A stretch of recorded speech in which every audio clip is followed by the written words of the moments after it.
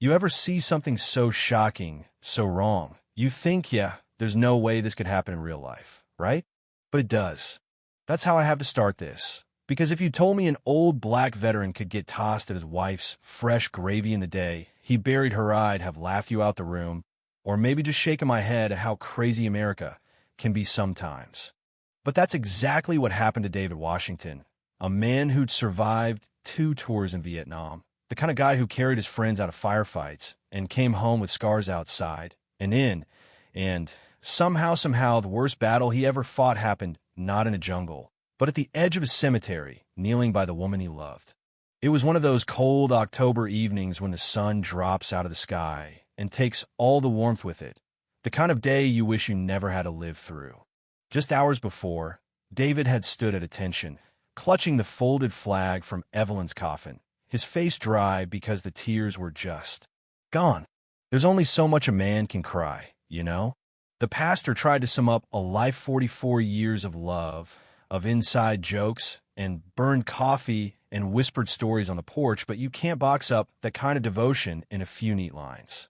Evelyn had been a nurse, the quiet backbone of the university hospital, the one who always knew the right thing to say, even when cancer was eating her from the inside out. David sat with her every day at the end, memorizing her stories. Her laugh, maybe he already knew those memories would be all he had left. Everyone left after the funeral: neighbors, cousins he hadn't seen in years, a few nurses who'd worked with Evelyn back in the day.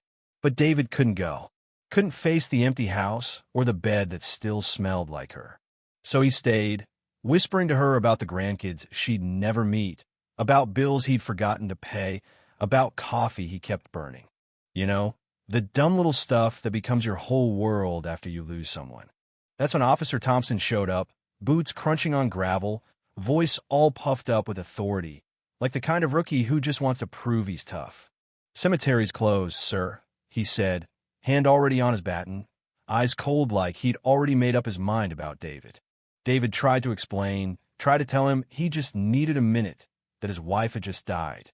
But you could see in Thompson's face how he saw defiance where there was only heartbreak. When David, exhausted, slumped onto the bench, Thompson saw resistance. The handcuffs were cold on wrists that had held Evelyn's hand in her last moments. And when David tried to speak to try to get out a few words, the buzz of the taser cut him off. 50,000 volts and a world of humiliation right there on the grass. Let me back up a sec, because from the outside, this looked like another case of a black man resisting and a cop doing his job. But nothing was that simple. Thompson, well, his badge said he'd only been a cop for 6 months, but that was a lie. Guy was ex-military, dishonorably discharged for being too brutal, found a home in a department that didn't mind a little dirty work. And David Washington? He wasn't just some random old vet. During the war, he'd seen ugly things. He'd witnessed American officers running drugs, a secret so heavy Evelyn had to beg him to keep it buried. With her gone, the people involved started to worry. Maybe David would finally talk. So when Thompson started pacing, whispering into his radio about orders and targets, it was clear this wasn't just a rookie making a mistake. It was a hit. As 3 more squad cars pulled up, sirens screaming, you could feel the trap closing. Thompson made sure his body cam was off, told his partners to make it look like David had tried to grab his gun. They started to kick him ribs, back, stomach pain, and blood, and all David could think about was how he'd promised Evelyn he'd tell the truth someday. But now, maybe he'd die with those secrets still locked up inside him. Then Thompson slipped. "This is for what you saw in Nam, you bastard," he shouted. The words echoed through the cemetery and not just in the air. Unbeknownst to Thompson, there was a security system picking up every word. And even more important, there was someone else listening, hiding behind a mausoleum, binoculars in hand. Sergeant James Mitchell, a brother-in-arms David had saved decades earlier, was there, keeping watch. Mitchell didn't hesitate. He sent a 3-word message: Operation Guardian activated, and, just like that, 6 Navy SEALs dropped whatever they were doing across the city. One was at the gym, another at dinner, but they all got the code. You know what I mean? When you owe your life to someone, you show up. No questions. Mitchell's team worked fast. Torres, the sniper, set up from a van outside. Reed, the close-quarters guy, scaled the cemetery wall, silent as a shadow.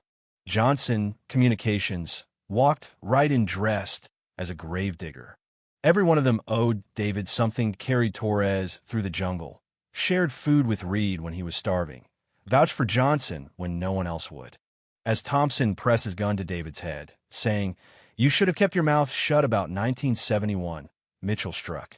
Moved like a ghost, disarmed Thompson, dropped him to the ground. "Remember me, you bastard," he hissed.